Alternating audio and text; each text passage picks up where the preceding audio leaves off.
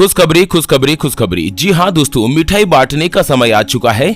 लड्डू बांटने की तैयारी कर लीजिए मित्रों। यहाँ पर महाशिवरात्रि के बाद 5 राशियां ऐसी है जो कि बहुत ही ज्यादा भाग्यशाली होने जा रही है। ओम नमः शिवाय, जय श्री कृष्णा, जय माँ पार्वती। मित्रों जानते हैं इस वीडियो में कि आखिर महाशिवरात्रि 2023 कब है, 18 या 19 फरवरी को, क्योंकि दोस्तों लोगों को महाशिवरात्रि की तारीख को लेकर अभी भी कंफ्यूजन है। और जानते हैं महाशिवरात्रि की पूजा का शुभ मुहूर्त, पूजा विधि के बारे में। और वहीं महाशिवरात्रि के बाद ऐसी कौन कौन सी राशियां हैं जिनकी किस्मत के दरवाजे एकदम से खुलने जा रहे हैं, उनकी किस्मत में लॉटरी लगने का योग बन रहा है। उसके अलावा महाशिवरात्रि के दिन क्या ऐसे उपाय करें जिससे आपको भगवान महादेव और माता पार्वती की पूरी कृपा दृष्टि मिलती रहे। तो पूरी जानकारी अपन इस वीडियो में जानने वाले हैं मित्रों, वीडियो को लास्ट तक जरूर देखिएगा। चलिए सबसे पहले जान लेते हैं महाशिवरात्रि के बारे में कुछ महत्वपूर्ण जानकारी अपडेट कि आखिर महाशिवरात्रि की तारीख को लेकर लोगों में असमंजस की स्थिति बनी हुई है। कुछ लोग बता रहे हैं कि 18 फरवरी की महाशिवरात्रि है, तो वहीं कुछ लोग 19 फरवरी 2023 की बता रहे हैं। दोस्तों हिंदू पंचांग के अनुसार महाशिवरात्रि का जो त्योहार है ना, वो फाल्गुन महीने के कृष्ण पक्ष की चतुर्दशी तिथि को मनाया जाता है। और इसी दिन भगवान शिव और माता पार्वती का विवाह हुआ था, यानी कि भगवान भोलेनाथ महादेव ने समाधि जीवन छोड़कर महाशिवरात्रि के दिन ही गृहस्थ जीवन अपनाया था और माता पार्वती के साथ उनका मिलन हुआ था। हिंदू पंचांग के अनुसार साल 2023 में कृष्ण पक्ष की जो चतुर्दशी तिथि है वो 18 फरवरी को रात 8:02 से शुरू हो रही है, जो कि 19 फरवरी को 4:18 पर समाप्त होगी।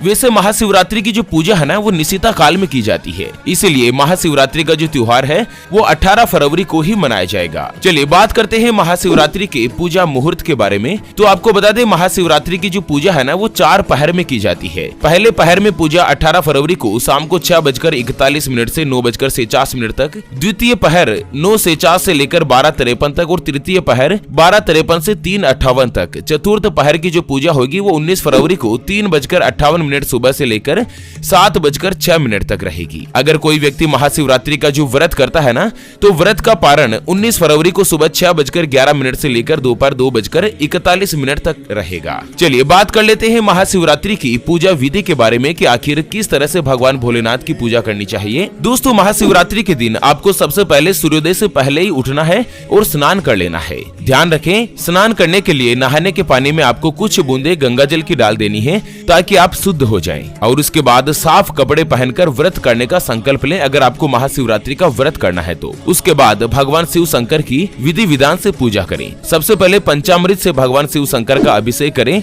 और भोलेनाथ को बेलपत्र, भांग, धतूरा, जायफल, कमलगट्टे, फल फूल, मिठाई, मीठा पान और इत्र आदि अर्पित करें। और साथ ही पूजा करने के दौरान ओम नमः शिवाय मंत्र का मन ही मन जाप करते रहें। आप चाहे तो शिव चालीसा का पाठ भी कर सकते हैं। और आखिर में भगवान शिव की आरती जरूर उतारें। दोस्तों एक चीज मैं आपको बता दूं कि अगर आप महाशिवरात्रि का व्रत कर रहे हैं तो बहुत ही अच्छी बात है। अगर व्रत नहीं कर रहे हैं तो पूजा से पहले आप खाना मत खाइएगा। महाशिवरात्रि की पूजा के बाद ही खाना खाने से पूजा का जो आपको पूर्ण फल है वो मिल पाता है। और हाँ, महाशिवरात्रि की पूजा से निवृत्त होकर आप चाहे तो किसी भी गरीब व्यक्ति को दान कर सकते हैं या गौ माता को हरा चारा खिला सकते हैं। इससे भगवान भोलेनाथ की आपके ऊपर विशेष रूप से कृपा दृष्टि बनी रहती है। चलिए आगे की महत्वपूर्ण जानकारी जानते हैं। उससे पहले आपको एक इम्पोर्टेंट बात बताना चाहूंगा कि हिंदू सनातन धर्म में गाय यानी कि गौ माता का विशेष रूप से महत्व होता है। चाहे वेद हो, पुराण हो, ज्योतिष शास्त्र हो या भागवत गीता, सभी जगहों पर गौ माता की पूजा करने का विधान है। अक्सर मित्रों जब भी हम घर से बाहर जाते हैं और देखते हैं ना कि यही गौ माता सड़क पर इधर उधर घूमती रहती है, भटकती रहती है और कई बार किसी वाहन की चपेट में आकर दुर्घटना का शिकार हो जाती है। तो वहीं कई बार गौ माता खाने की तलाश में इधर उधर घूमती है। जब खाने के लिए कुछ भी नहीं मिलता तो सड़क पर उनको जो भी नजर आता है, जैसे प्लास्टिक, थैलियां, जूते, चप्पल, कपड़े, पॉलीथीन, पत्तल दोने, डिस्पोजल, ये उनको खाने लगती है। और धीरे धीरे ये सभी इनके पेट में जमा हो जाता है और कुछ ही दिन बाद गौ माता तड़प तड़प कर मारी जाती है। दोस्तों हमारी टीम ज्योतिषवाणी के द्वारा एक संकल्प लिया गया है कि इस बार महाशिवरात्रि के दिन हरे चारे का एक टेम्पो मंगाएंगे और जहाँ कहीं भी गौ माता का झुंड इकट्ठा रहता है ना, वहाँ पर टेम्पो को घुमा घुमा कर गौ माता को हरा चारा खिलाया जाएगा। कम से कम एक साल में एक दिन ऐसा हो जिस दिन गौ माता को भरपेट भोजन मिले, उनको हरा चारा पौष्टिक आहार मिले। और मित्रों हमारे इस संकल्प को पूरा करने के लिए हमें आपके सहयोग की आवश्यकता है। अभी जो आप स्क्रीन पर QR देख पा रहे हैं श्री हरि ज्योतिष के नाम से, इस पर आप अपने श्रद्धा अनुसार 11, 21, 51 या 101 रुपए जो भी मित्रों आप गौ माता के लिए सहयोग करना चाहो आप इस QR पर जरूर कीजिएगा। आपका दिया हुआ दान किसी भी गौ माता को 1, 2 या 5 दिन का भरपेट भोजन दिला सकती है। और दोस्तों माता पार्वती और भगवान शिव का आपको इतना ज्यादा आशीर्वाद मिलेगा ना कि आपको इसी जीवन में कई हजार गुना ज्यादा फल मिलेगा। तो चलिए मित्रों, महाशिवरात्रि की शुभ मुहूर्त और पूजा विधि के बारे में तो मैंने आपको बता ही दिया है। अब अपन जानते हैं कि महाशिवरात्रि के बाद ऐसी कौन कौन सी राशियां हैं जो कि बहुत ही ज्यादा भाग्यशाली होने जा रही है। भगवान शिव की उनके ऊपर विशेष रूप से कृपा दृष्टि बनने जा रही है। चलिए सबसे पहले नंबर पर आती है सिंह राशि। जी हाँ मित्रों, जिनके नाम का पहला अक्षर मा, मी, मो, मे, मो, टा, टी, टू और टे से शुरू होता है, उनकी सिंह राशि होती है। दोस्तों महाशिवरात्रि 2023 के बाद सिंह राशि वालों के नौकरी और व्यापार दोनों के लिए समय बहुत ही शुभ है। आपको मान सम्मान मिलेगा, कार्यों में सफलता प्राप्त होगी, आपका दाम्पत्य जीवन सुखमय बना रहेगा। अगर आप अविवाहित है तो माता पार्वती की कृपा से आपका विवाह का योग बनेगा। आप अपने परिवार के सदस्यों के साथ हंसी खुशी समय व्यतीत कर पाएंगे। हर जगह से आपको शुभ परिणाम प्राप्त होंगे। अगर आप नौकरी की तलाश कर रहे हैं तो आपको जल्द ही अच्छी नौकरी मिलेगी जिससे आपको संतुष्टि प्राप्त होगी। और वहीं अगर आप पहले से कहीं नौकरी कर ही रहे हैं तो दोस्तों आपको नौकरी में इस साल प्रमोशन मिलेगा। और अगर आप अपना खुद का व्यापार करते हैं तो भी भगवान सूर्य देव के गोचर के बाद आपका जो व्यापार है वो बहुत ही ज्यादा लाभकारी बना रहेगा। विद्यार्थियों के लिए भी समय किसी वरदान से कम नहीं है। और लेन देन के लिए ये जो समय रहेगा ना 2023 का, वो भगवान भोलेनाथ के आशीर्वाद से बहुत ही अच्छा और उत्तम होगा। अगर आपके ऊपर कर्ज है तो धीरे धीरे इस साल आप भोलेनाथ के आशीर्वाद से कर्ज चुका पाने में भी सक्षम होंगे। चलिए बात करते हैं अगली भाग्यशाली राशि के बारे में। उससे पहले आपको एक महत्वपूर्ण बात बताना चाहूंगा कि जिंदगी में आप कई ऐसे लोगों से मिले होंगे जो बहुत ही ज्यादा मेहनत करते हैं, तो वहीं कुछ लोग ऐसे भी होते हैं जो बहुत कम मेहनत करने के बाद भी बहुत ही आगे तक पहुँच जाते हैं। वहीं मित्रों जिंदगी में आप कुछ ऐसे लोगों से भी मिले होंगे जो पूरी उम्र मेहनत करते ही रहते हैं, लेकिन उनका जीवन हमेशा गरीबी में ही निकल जाता है। आखिर वो हासिल नहीं कर पाते जिनके वो हकदार होते हैं। मित्रों ये ग्रहों का खेल नहीं तो और क्या है। और इसी के समाधान के लिए हम आप तक लेकर आए हैं आपके अपने जीवन के बारे में व्यक्तिगत यानी कि पर्सनलाइज्ड कुंडली, जिससे आप घर बैठे ये पता लगा सकेंगे कि आपके 9 ग्रह आपके बारे में क्या कहना चाहते हैं। क्या आपकी कुंडली यानी कि किस्मत में कोई दोष तो नहीं? अगर दोष है तो वो क्या है और उसका समाधान क्या है? कौन सा ग्रह आपके लिए मजबूत है और कौन सा ग्रह आपके लिए कमजोर है, उसके बारे में कंप्लीट जानकारी हम आपको कुंडली रिपोर्ट में बताने जा रहे हैं, जिसको अभी जो आप स्क्रीन पर नंबर देख पा रहे हैं उसके ऊपर व्हाट्सएप पर संपर्क करके आप हमारे ज्योतिष आचार्य गुरुजी से बात कर सकते हैं और अपनी कुंडली के बारे में जान सकते हैं। और हाँ, कुंडली बनवाना या कुंडली देखना फ्री नहीं होगा, इसके लिए 251 रुपए गुरुजी की दक्षिणा रहेगी। अगर आपकी कोई भी समस्या है जिसका आप समाधान चाहते हैं, जैसे कि आपका विवाह का योग नहीं बन रहा है, रिश्ते कई जगहों पर आप देखने के लिए जाते हैं लेकिन कहीं से कोई भी रिश्ता फाइनल नहीं हो पाता,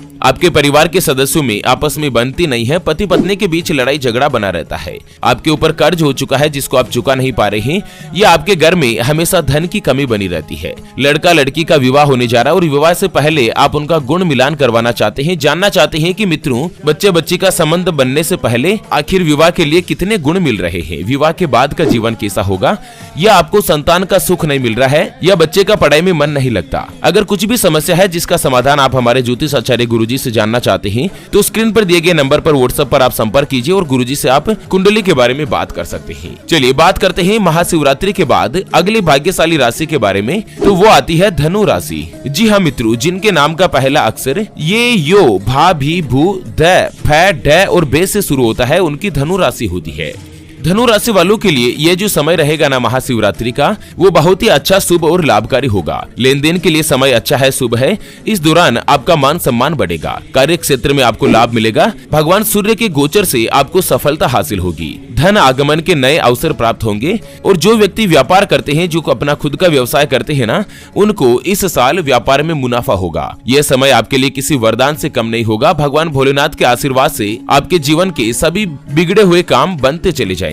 चलिए अगली राशि जानते हैं कन्या राशि के बारे में। दोस्तों जिनके नाम का पहला अक्षर टो, पा, पी, पू, स, न, ठ, पे और पो से शुरू होता है, उनकी कन्या राशि होती है।